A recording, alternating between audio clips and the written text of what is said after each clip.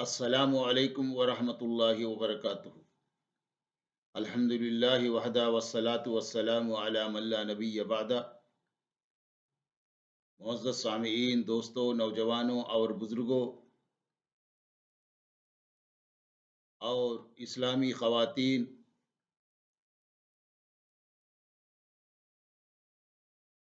تمام تعریفات کے لائق وہی وحدہ لا شریک لہ ہے جس نے ہم تمام کو یہ ایک مقصد کے ساتھ پیدا کیا۔ معزز سامعین،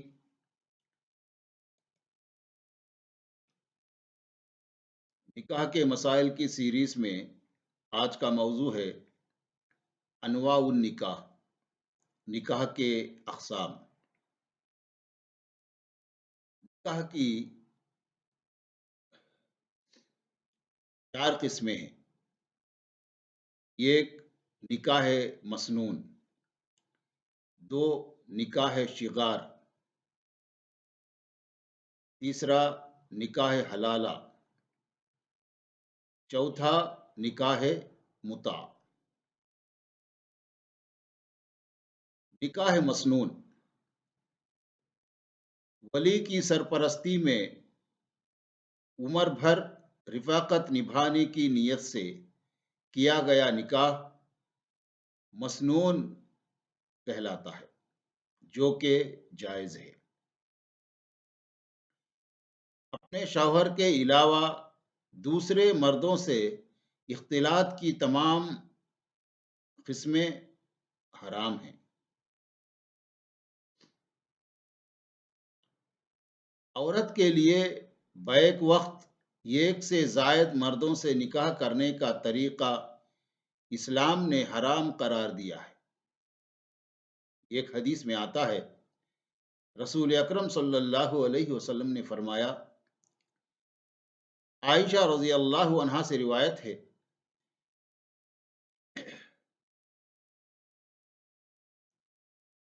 کہ زمانے جاہلیت میں 4 طرح سے نکاح کیے جاتے تھے۔ پہلا طریقہ وہی ہے جس طریقے سے آج بھی لوگ کرتے ہیں۔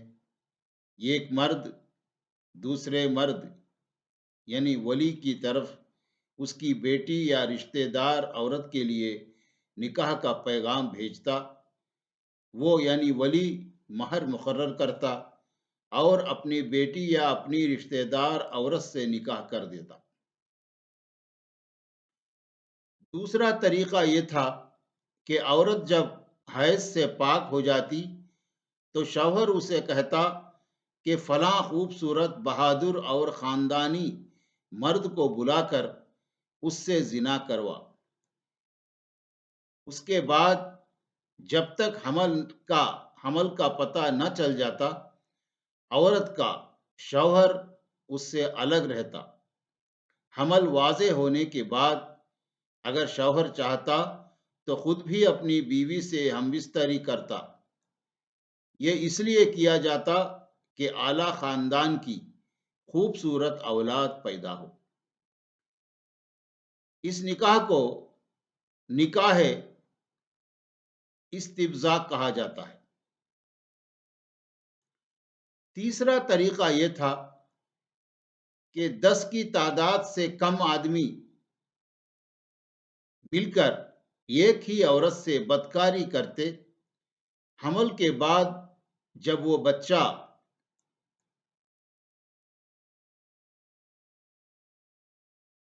وہ عورت جب بچہ جنتی تو چند دنوں کے بعد وہ عورت ان سب مردوں کو بلا بھیجتی اور کسی کی مجال نہ تھی کہ وہ آنے سے انکار کرے۔ جب وہ سارے مرد اکٹھے ہو جاتے تو عورت ان سے کہتی، جو کچھ تم نے کیا وہ خوب جانتے ہو، اب میں نے یہ بچہ جنا ہے اور اے فلاں یہ تمہارا بیٹا ہے۔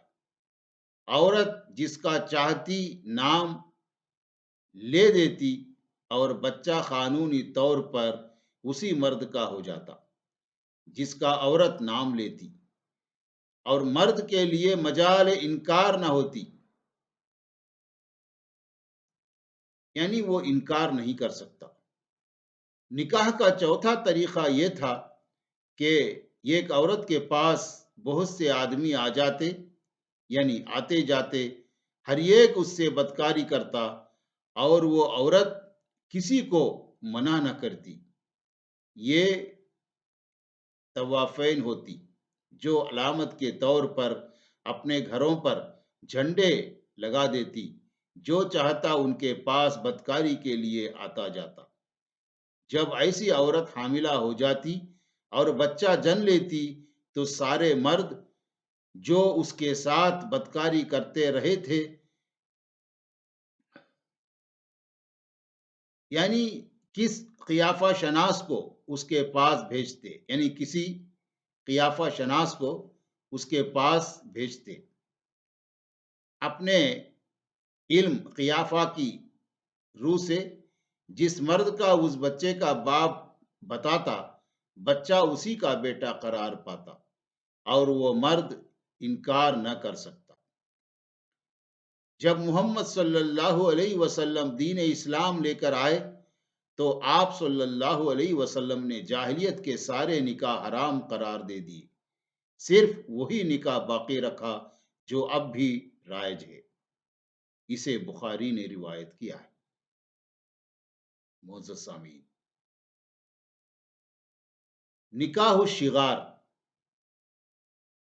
نکاح شغار یعنی اپنی بیٹی یا بہن اس شرط پر کسی کے نکاح میں دینا کہ اس کے بدلے میں وہ بھی اپنی بیٹی یا بہن اس کے نکاح میں دے گا، یا کسی کی بیٹی کو اس شرط پر اپنی بہو بنانا کہ وہ بھی اس کی بیٹی کو اپنی بہو بنائے گا، یہ نکاح شغار ہے، یعنی بدلہ، یعنی جس کو وٹا سٹا بولتے ہیں اور دوسرے نام بھی ہیں۔ ایسا نکاح کرنا منع ہے اسلام میں۔ عبداللہ بن عمر رضی اللہ عنہما سے روایت ہے کہ رسول اللہ صلی اللہ علیہ وسلم نے نکاح شغار سے منع فرمایا ہے۔ اسے بخاری نے روایت کیا ہے۔ نکاح الحلالہ یعنی حلالہ نکاح، یعنی تو نکاح حلالہ۔ اصغر اپنی بیوی اصغری کو طلاق دینے کے بعد دوبارہ اس یعنی اصغری سے نکاح کرنے کے لیے اکبر سے اس شرط پر نکاح کروا دے کہ اکبر 1 یا 2 دن بعد اسے یعنی اصغری کو طلاق دے دے گا، اور اصغر دوبارہ اپنی اور اکبر کی متعلقہ اصغری سے شادی کرے گا، اس نکاح کو نکاح حلالہ کہتے ہیں۔ یہ نکاح قطعی حرام ہے۔ حلالہ نکلوانے والا اصغر اور حلالہ نکالنے والا اکبر دونوں ملعون ہیں۔ ایک حدیث میں آتا ہے، عبداللہ بن مسعود رضی اللہ عنہ روایت کرتے ہیں، رسول اللہ صلی اللہ علیہ وسلم نے حلالہ نکالنے والے اور نکلوانے والے دونوں پر لعنت فرمائی ہے۔ اسے ترمذی نے روایت کیا ہے۔ نکاح المتع یعنی نکاح متع، طلاق دینے کی نیت سے مختصر وقت، خواہ چند گھنٹے ہوں یا چند دن ہوں یا چند ہفتے ہوں یا چند مہینے یا چند سال کے لیے کسی عورت سے مہر طے کر کے نکاح کرنا نکاح متع کہلاتا ہے، جو کہ حرام ہے۔ ایک حدیث میں آتا ہے، ربیع بن صبرہ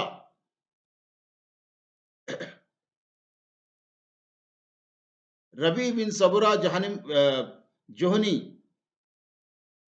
رضی اللہ عنہ سے روایت ہے کہ ان کے والد نے ان سے بیان کیا کہ وہ رسول اللہ صلی اللہ علیہ وسلم کے ساتھ تھے۔ آپ صلی اللہ علیہ وسلم نے ارشاد فرمایا اے لوگو، میں نے تمہیں عورتوں سے متع کرنے کی اجازت دی تھی، لیکن اب اللہ تعالیٰ نے قیامت کے دن تک اسے حرام کر دیا ہے۔ لہذا اگر اس قسم کی کوئی عورت کسی کے پاس ہو تو وہ اسے چھوڑ دے، اور جو کچھ تم نے انہیں دیا ہے وہ ان سے واپس لے لو۔ اسے مسلم نے روایت کیا ہے۔ یعنی فتح مکے سے پہلے تک نکاح متع جائز تھا، جسے فتح مکہ کے موقع پر رسول اکرم صلی اللہ علیہ وسلم نے حرام قرار دے دیا۔ بعض صحابہ کرام رضی اللہ عنہم، جنہیں رسول اللہ صلی اللہ علیہ وسلم کے اس حکم کا علم نہ ہو سکا، وہ اسے جائز سمجھتے تھے، لیکن عمر رضی اللہ عنہ نے اپنے عہد خلافت میں جب سختی سے اس قانون پر عمل کروایا تو تمام صحابہ کرام رضی اللہ عنہم کو اس کی حرمت کا علم ہو گیا، اور اس کے بعد کسی نے اسے جائز نہیں سمجھا۔ معزز سامعین، یہ تھے نکاح کے 4 قسمیں۔ ایسی چیزوں کو ہر مسلمان مرد عورت جاننا ضروری ہے، اس لیے کہ بعض دھوکے باز مسلمانوں کو اس طرح دھوکہ دیتے ہیں کہ وہ میاں بیوی میں جھگڑا پیدا کرتے، پھر مرد کو اکساتے کہ اپنی بیوی کو طلاق دو، پھر اس کے بعد نکاح حلالہ یا نکاح متع کے لیے وہ لوگ اکساتے ہیں۔ اس طرح مسلمانوں سے کھلواڑ کرتے ہیں، ان کو دین سے دور کر دیتے ہیں، دینی منہج سے ان کو بہت دور کر دیتے ہیں، اور لوگوں کے ساتھ اس طرح کھیلتے ہیں اور ان سے پیسے اینٹتے ہیں۔ معزز سامعین، ہر مسلمان کو، چاہے مرد ہو، عورت ہو، بڑا ہو، چھوٹا ہو، دینی تعلیم حاصل کرنا بہت ہی ضروری ہے۔ جو مسلمان اسلامی تعلیم کے مطابق زندگی گزارے گا وہ اس دنیا میں بھی کامیاب اور آخرت میں بھی کامیاب ہوگا۔ اسی کامیابی کے لیے اللہ تعالیٰ نے ہم کو پیدا کیا ہے۔ معزز سامعین، اللہ تعالیٰ سورہ ملک میں فرماتا ہے، الذی خلق الموت والحیات لیبلوکم ایکم احسن عملا، یعنی انسان کی زندگی، ایک مسلمان کی زندگی ایک امتحان گاہ ہے، ایگزامینیشن روم ہے، اس لیے ہم تمام کو اسلام کے مطابق ہی زندگی گزارنا ہے۔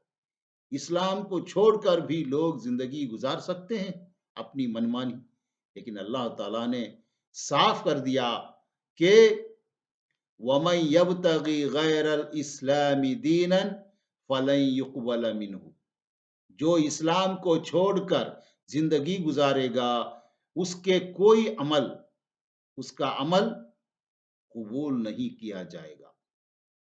یعنی عمل قبول ہونے کے لیے اسلام ضروری ہے، ایمان ضروری ہے، توحید ضروری ہے۔ جب اللہ تعالیٰ قبول نہیں کرے گا تو کہاں بھیجے گا؟ یہ تو سب کو پتا ہے، وہ ہے جہنم، جسے ہم دوزخ کہتے ہیں۔ ہاں، اگر کوئی وہ وہاں جانا چاہتا ہے، جہنم میں جانا چاہتا ہے، دوزخ میں جانا چاہتا ہے، وہاں جلنا چاہتا ہے، تو الحمدللہ وہ اسلام کو نظر انداز کر سکتا ہے، لیکن یہ اس کے لیے کتنا بھاری پڑے گا وہ خود جانتا ہے۔ اللہ تعالیٰ سے دعا ہے کہ اللہ تعالیٰ ہم تمام کو کتاب و سنت کے مطابق نکاح کرنے، کتاب و سنت کے مطابق زندگی گزارنے، کتاب و سنت کے مطابق اپنے گھر والوں کو، اپنی اولاد کو، تمام کو، اپنے اہل و عیال کو دینی تعلیم سکھانے اور اس پر عمل کرنے، اس کے مطابق زندگی گزارنے کی توفیق عطا فرمائے، آمین۔ وآخر دعوانا ان الحمد للہ رب العالمین، والصلاة والسلام علی النبی۔